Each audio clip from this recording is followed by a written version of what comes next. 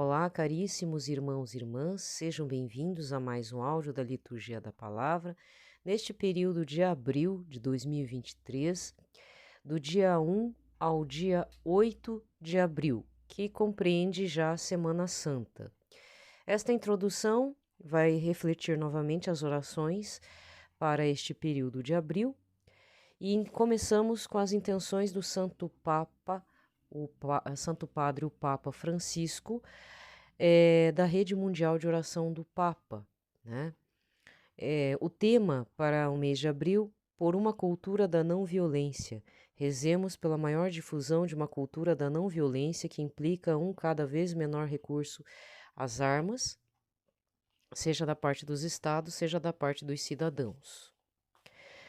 Lembramos que estamos ainda no período, apesar de ser Semana Santa, ainda estamos rezando a oração da campanha da fraternidade, cujo tema deste ano de 2023 é Fraternidade e Fome, baseado em Dai-lhes vós mesmos de comer, Mateus 14, versículo 16.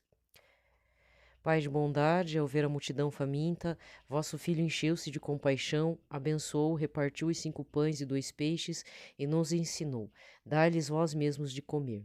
Confiantes na ação do Espírito Santo, vos pedimos, inspirai-nos o sonho de um mundo novo, de diálogo, justiça, igualdade e paz. Ajudai-nos a promover uma sociedade mais solidária, sem fome, pobreza, violência e guerra. Livrai-nos do pecado da indiferença com a vida. Que Maria, nossa Mãe, interceda por nós para acolhermos Jesus Cristo em cada pessoa, sobretudo nos abandonados, esquecidos e famintos. Amém. O mês de abril também é um período dedicado ao Santíssimo Sacramento e também ao Espírito Santo. Mas, para este período de abril, nós vamos rezar apenas a oração de Santo Afonso Maria de Ligório, Pão de Vida, dedicada ao Senhor Jesus sacramentado. Então, em nome do Pai, do Filho e do Espírito Santo. Amém. Deus sacramentado, pão dos anjos e alimento divino, eu vos amo, mas nem vós nem eu ficamos satisfeitos com esse amor. Amo-vos sim, mas amo-vos muito pouco. Fazei vós mesmos, Jesus, que eu conheça a beleza e a bondade imensa que amo. Fazei que meu coração expulse todos os afetos terrenos e deixe todo lugar só para vosso divino amor. Para ganhardes meu coração e vos unirdes todo a mim, descei cada dia dos céus aos nossos altares. É, pois, justo que eu também não pense senão em vos amar, em vos adorar, em vos agradar. Amo-vos de toda a minha alma, amo-vos com todas as minhas forças. Se quereis recompensar-me por este amor, dai-me ainda mais amor, mais ardor, para que eu cresça sem cessar em vosso amor e no desejo de vos agradar. Jesus, meu amor, dai-me mais amor. Façamos também uma oração ao Espírito Santo, já pedindo para que o Espírito Santo faça morada em nós. Também uma outra oração de Santo Afonso Maria de Ligório, que diz: o Espírito Santo faz Deus morar em nós. Meu Deus, vejo que me quereis todo para vós. Tantas vezes vos expulsei de minha alma e não deixaste de voltar a vos unir a mim. Agora tomai posse completa de mim.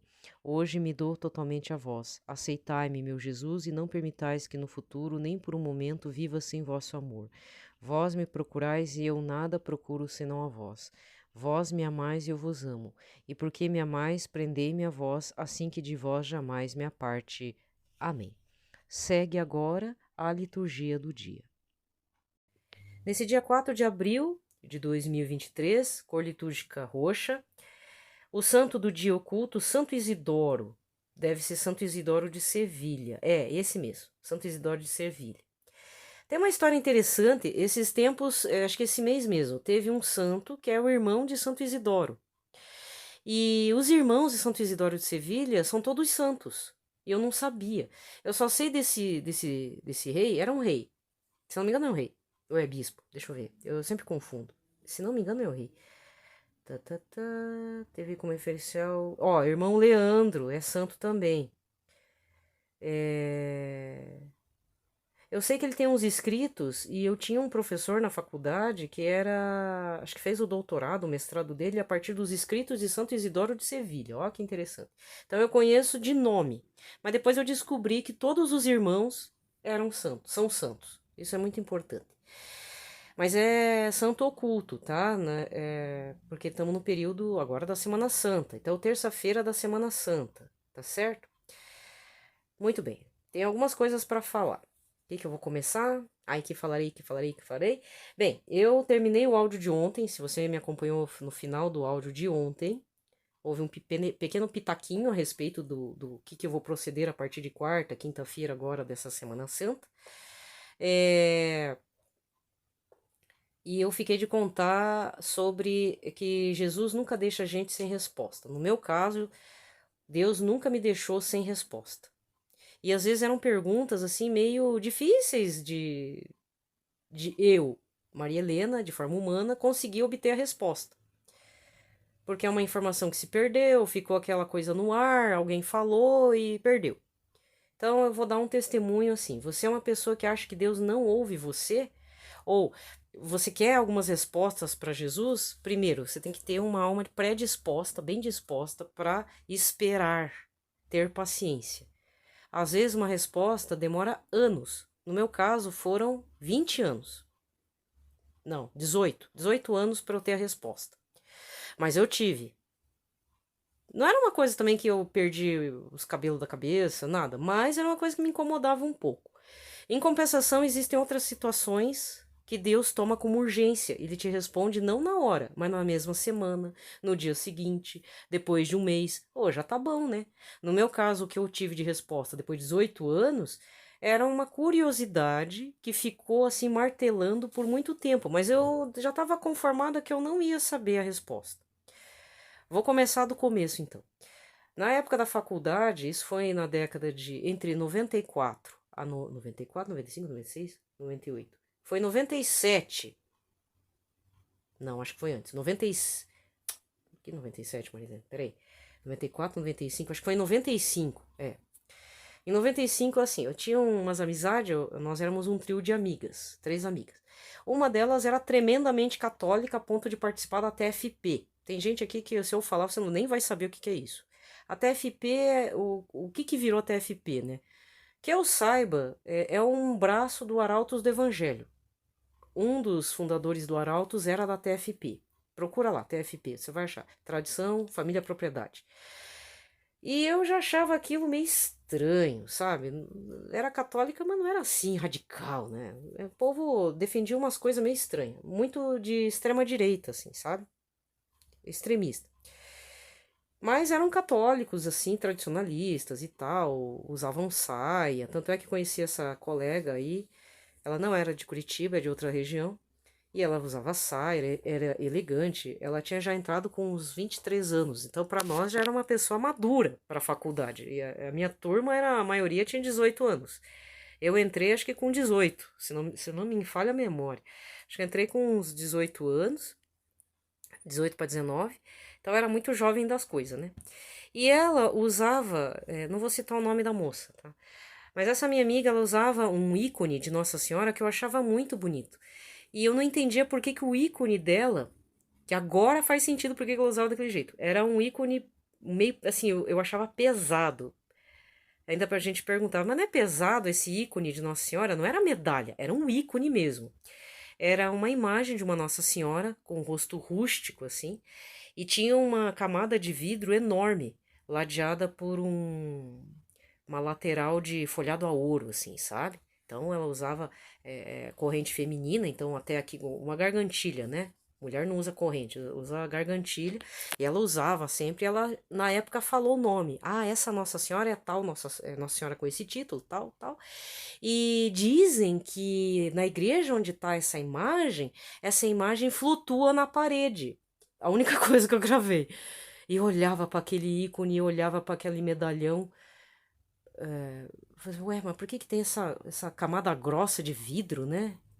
Protegendo essa Nossa Senhora, porque geralmente é medalha, né? Medalha de metal, ou é uma medalhinha, mesmo que se fosse uma medalhinha banhada a ouro, a prata, ouro branco, é diferente, porque esse eu nunca tinha visto, eu só tinha visto no pescoço da minha colega. E aí passou. A vida dessa moça, infelizmente, ela. Aí que tá, né? A gente não pode se levar pelo sentimentalismo, pelo paixonite. E, era de igreja, mas não era aquela pessoa de igreja efetivamente de entender o que é a missa. Mas, assim, uma das últimas coisas que eu agradeço muito, que ela levou eu e a outra colega, nós três fomos para a igreja de Santa Terezinha, aqui no Batel, em Curitiba. Não sei se existe a igreja, existe a escola, que também já não tem mais a escola das irmãs, acho que virou outra coisa, não sei, ou mudou o formato.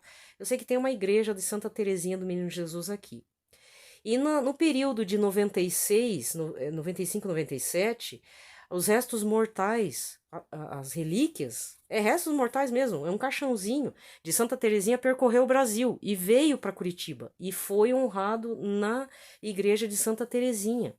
Depois, assim, depois eu soube de várias pessoas de outras partes do país que, por verem, participarem da missa do caixãozinho de Santa Terezinha, que tinha as relíquias lá, viraram freis, carmelitas, viraram freiras, uma coisa assim. E eu lembro que a gente chegou e tinha terminado a missa. E eu vi, sem brincadeira, gente, um caixãozinho preto coberto com rosas. Minha amiga desolada, porque ó como é que é a tentação do demo é medonha, né? A gente faltou a aula naquela tarde, minhas aulas eram à tarde, na Federal. E aí a gente foi lá pro Batel, pegamos o ônibus e tudo. Eu lembro até hoje só dessa imagem. Eu cheguei lá, nós chegamos lá, eu vi aquele caixãozinho preto, coberto de rosas. Ainda eu senti assim, toca no caixão, toca na urna, né? Eu não toquei. Tava mal pra caramba mesmo. Mas eu fiquei olhando, olhando, olhando, e naquele período estava acontecendo um movimento com relação a Santa Terezinha na minha vida. Eu já contei essa história, mas eu tranquei os áudios, não vou ficar falando de novo. Mas foi algo pessoal muito importante. Meio louco assim as histórias. Mas eu comecei a comprar os livros de Santa Terezinha. E mesmo assim meu coração tava, minha cabeça dura, coração duro, não voltei para a Igreja Católica naquela época. Mas havia um chamado, mas eu não voltei. Havia vários chamados. Inclusive, um outro colega me deu uma medalha de Nossa Senhora das Graças, benzida. Eu guardei por muito tempo, enfim. E aí, mas ainda assim não foi daquela vez. Aí o que que acontece? Tá, volta pro ícone da moça lá. Eu fiquei com essa história na cabeça por décadas, né? 20 anos quase, praticamente. 10 anos e mais 8. E aí é um abençoado do Instagram, porque eu olho muito Reels, né? Um abençoado não colocou lá. Vamos contar a história de Nossa Senhora do Bom Sucesso. E toda vez que eu ouço esse título, eu já penso no Rio de Janeiro. Não sei por quê. Não sei por quê. Bom Sucesso. Deixa eu ver. Porque o ícone saiu voando. Sério, gente. O ícone se deslocou de uma região do leste europeu, que estava em risco de ser destruída a igreja, e tchum, caiu numa igrejinha lá em Roma. E ela flutua na parede. Aí eu fui olhar a imagem. Essa imagem do ícone. Agradeci a Deus. Então, isso aconteceu esses dias, assim, é um testemunho mesmo para louvar a Deus e a graça de Deus. Nossa, eu queria tanto saber qual o título de Nossa Senhora, porque eu já não estava nem acreditando mais nesse milagre, né? E aí eu vi as duas versões referentes, procurei saber, né? As duas versões referentes a esse título de Nossa Senhora do Bom Sucesso. Porque, assim, uma é o seguinte: lá no leste europeu, acho que na Albânia, e tava tendo uma. Sempre tem guerra lá. E aí tava tendo uma invasão, dois fiéis da igreja queriam permanecer lá e estavam tentando resguardar essa imagem, que diz que era uma imagem milagrosa. Só que o que aconteceu? A imagem subiu à vista deles e foi para o céu e começou a flutuar e ir como se fosse um balão para uma outra região. E os dois, meu Deus, a imagem, e foram correndo atrás da imagem. Diz que esses dois chegaram na Itália e sabiam que essa imagem assim, desceu, né, na igrejinha lá, que eu esqueci o nome, da cidade de Roma, e deram o seu testemunho. Falaram que tinha peregrinado desde o leste europeu até a Itália. Ô, gente, é uma pernada, é bastante, vieram a pé. Outro diz que desceu do céu mas desceu do céu por um motivo assim, todos estavam rezando nessa igreja, uma senhora, uma benfeitora, queria terminar umas obras lá da igrejinha e já tinha acabado os próprios recursos dela e ela estava desesperada. E do céu veio a imagem. Mas o que que é o mais impressionante? Independente de como é que veio a imagem, se desceu do céu ou veio da Albânia e desceu do céu, a questão é que a imagem realmente está a 3 centímetros flutuando da parede. Ela não está grudada, ela não está com moldura, ela simplesmente está. É lógico que não tem como saber, porque agora tem uma caixa assim enorme, assim que você vê de longe, né? Ela tá super hiper protegida. Eu vi um vídeo dos arautos do Evangelho, a pessoa lá rezando, você enxerga a imagem lá profundo, é que nem a Nossa Senhora Aparecida. Tá resguardada, mas quem viu, viu, né? Diz que ela está a poucos centímetros deslocada da parede, ela está flutuando. Aí por isso que eu entendi por que, que o ícone da minha colega, eu nunca tinha visto, eu não sei de onde que ela ganhou aquele ícone. E quando ela deixou de ser católica, até onde eu sei da história dela, então, eu não terminei o assunto, né? Que ela se perdeu por causa de um sentimentalismo. Como o capeta é sujo, hein? Querendo ou não, ela estava querendo levar a gente para a igreja de novo. O que, que aconteceu na vida dela? Ela se apaixonou por um cara de uma seita evangélica. Até os evangélicos chamam o lugar que ele frequenta, a congregação lá, de seita também. Porque tem muito lugar lá que não diz que é Espírito Santo que rola lá. E eu e minha colega, eu até fiquei na minha, porque eu estava na fase, essa fase, relativista. Eu já era relativista naquela época. Minha outra colega ficou indignada. Falsa católica, né? Se diz muito católica, mas no final nem ia na missa. Mas aí o que, que aconteceu? Ela doou esse ícone, ela tinha um outro também, um outro medalhão bonito que ela usava, deu para uma outra colega que era da TFP, que frequentava, tal, uma amiga dela. Mas é o ícone mais lindo que eu vi, acho que veio direto dessa igreja mesmo, porque ele faz referência a essa situação da imagem estar deslocada, porque tá a imagem dessa Nossa Senhora com o rosto rústico, né? Porque não é uma Nossa Senhora bonita, assim, bem pintada, tá com o rosto rústico e assim, guardada praticamente numa placa de vidro, assim, dando a impressão de profundidade e cercada por ouro, né, por um metal folhado a ouro, engate de metal também, muito bonito. Então, eu queria agradecer a Deus, porque era uma dúvida que eu tinha, acho que era uma das poucas que ainda restavam, e Deus me concedeu a graça de saber o título, porque era isso que eu queria saber, a história dessa Nossa Senhora, se era verdade mesmo, que o ícone está deslocado da parede da igreja, e o nome do título de Nossa Senhora, né? Então, Deus me concedeu.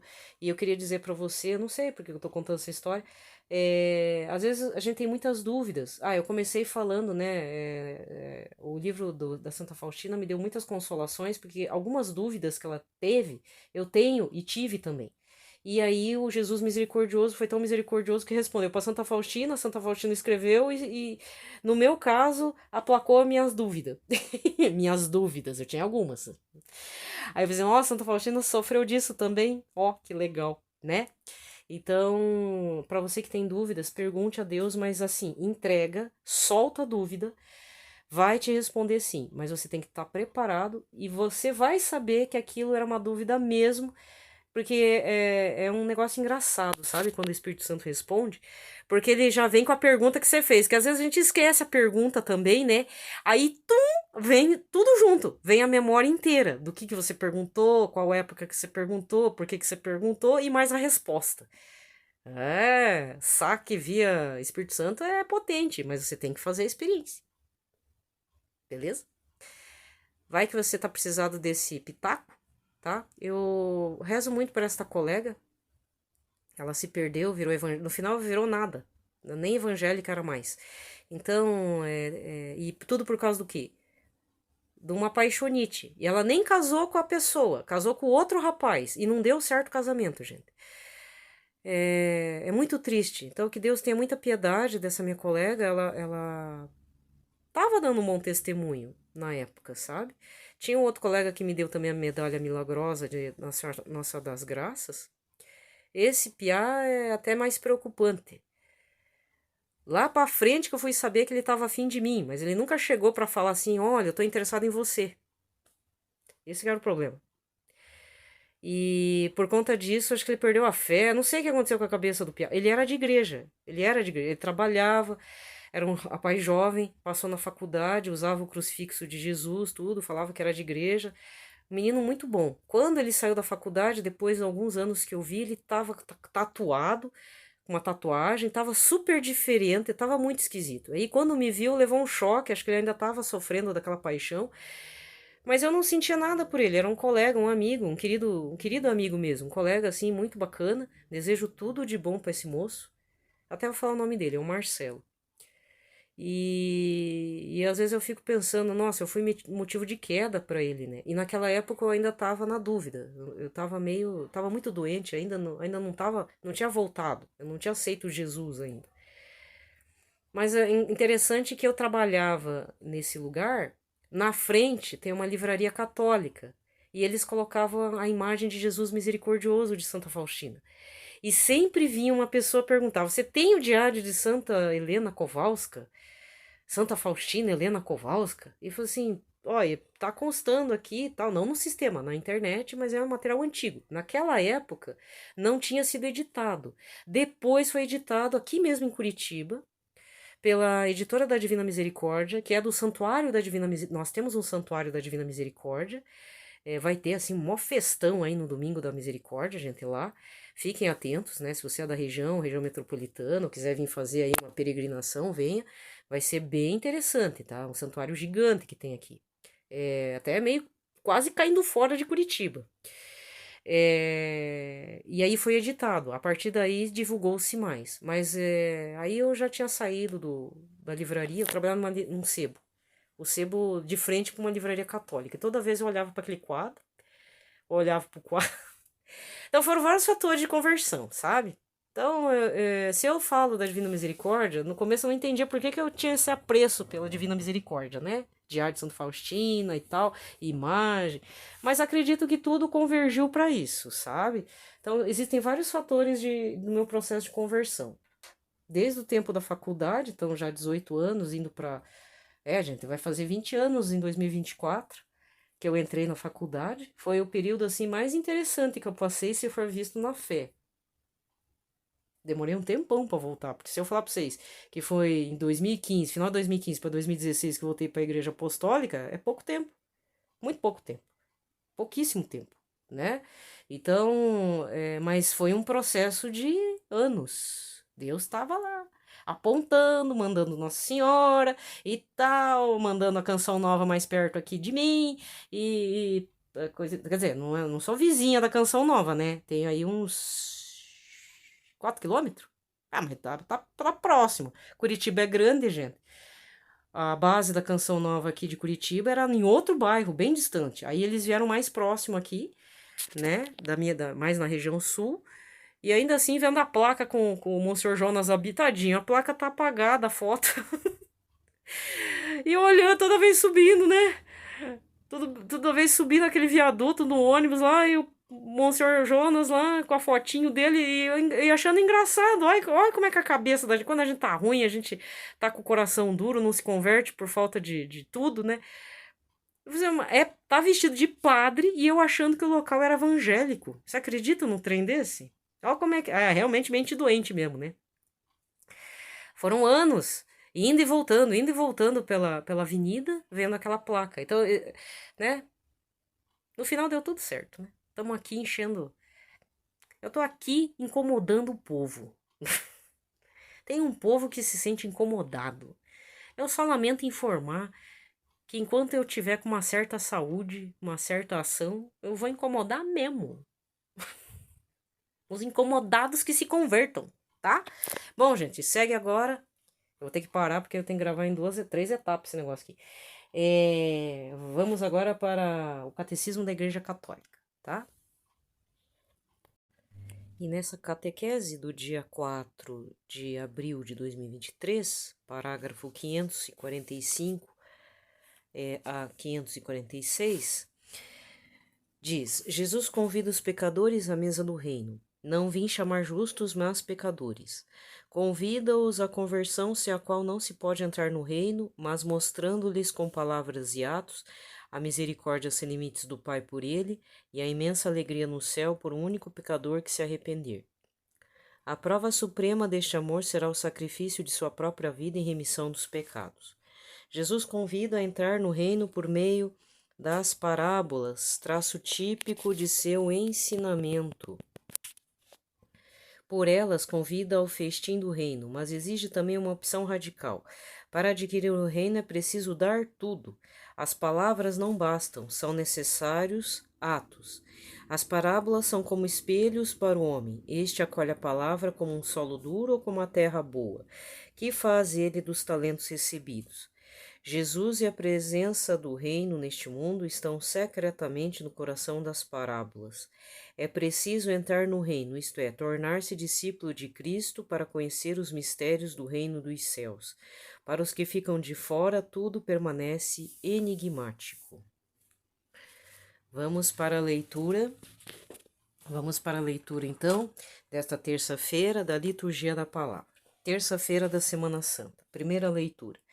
Leitura do profeta Isaías. Nações marinhas, ouvi-me, povos distantes, prestai atenção. O Senhor chamou-me antes de eu nascer. Desde o ventre de minha mãe, ele tinha na mente o meu nome. Fez de minha palavra uma espada afiada, protegeu-me à sombra de sua mão e fez de mim uma flecha aguçada, escondida em sua aljava, e disse-me: Tu és o meu servo Israel, em quem serei glorificado. E eu disse: Trabalhei em vão. Gastei minhas forças sem fruto, inutilmente. Entretanto, o Senhor me fará justiça e o meu Deus dará recompensa. E agora me diz o Senhor, ele que me preparou desde o nascimento para ser servo, que eu recupere Jacó para ele e faça Israel unir-se a ele. Aos olhos do Senhor esta é minha glória. Disse ele: Não basta seres meu servo para restaurar as tribos de Jacó e reconduzir os remanescentes de Israel. Eu te farei luz das nações para que minha salvação chegue até os confins da terra. Palavra do Senhor. Responsório de hoje é o Salmo 70 ou 71 com o refrão: Minha boca anunciará a vossa justiça. Eu procuro meu refúgio em vós, Senhor, que eu não seja envergonhado para sempre. Porque sois justos, defendei-me e libertai-me. Escutai a minha voz, vinde salvar-me. Minha boca anunciará a vossa justiça.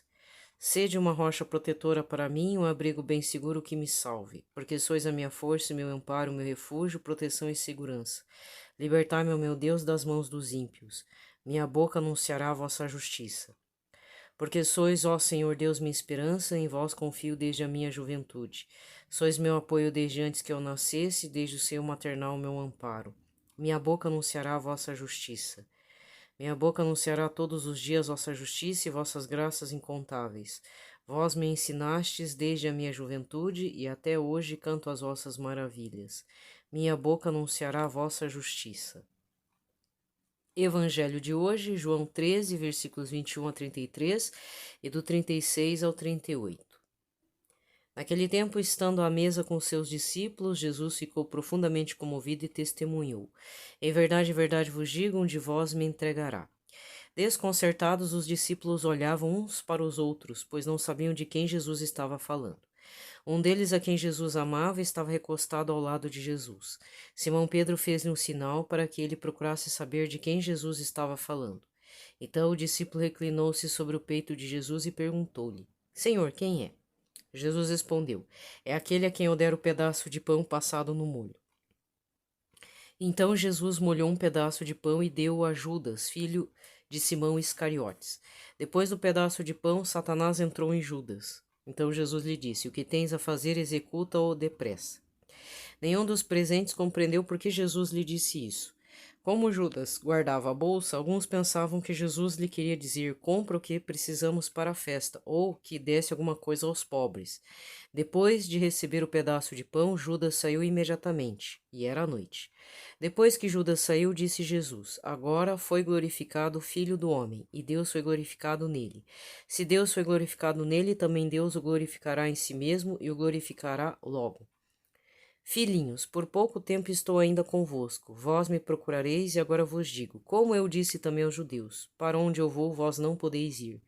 Simão Pedro perguntou: Senhor, para onde vais? Jesus respondeu-lhe: Para onde vou, tu não me podes seguir agora, mas seguirás mais tarde. Pedro disse: Senhor, por que eu não posso seguir-te agora? Eu darei a minha vida por ti. Respondeu Jesus: Darás a vida por mim? Em verdade te digo, o galo não cantará antes que me tenhas negado 3 vezes. Palavra da salvação. Aqui termina a liturgia,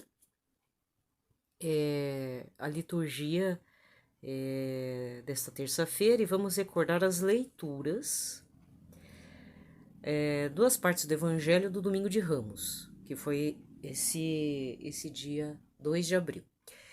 João 21, do versículo 1 ao 11, e Mateus 27, do 11 ao 54.